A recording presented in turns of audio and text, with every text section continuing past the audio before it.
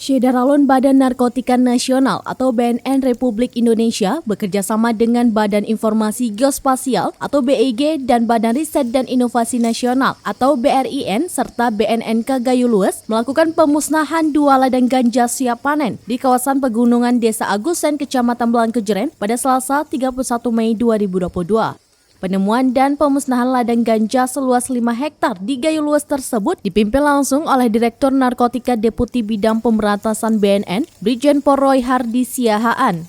Lokasi ladang berada di kawasan hutan lindung Leser dengan ketinggian 1.660 mdpl dan 1.715 mdpl, sehingga untuk mencapai ke lokasi, tim gabungan melakukan perjalanan kaki selama 6 jam lebih. Hasil operasi di ladang ganja seluas 5 hektar itu diperkirakan mencapai 10 ton lebih dari 20.000 batang yang dimusnahkan dengan cara dibakar.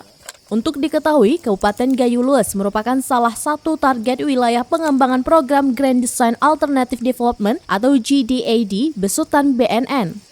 Melalui program GDAD, BNN memberi berbagai alternatif bagi masyarakat yang sebelumnya sebagai petani ganja untuk beralih menjadi petani komoditas tanaman produktif lainnya.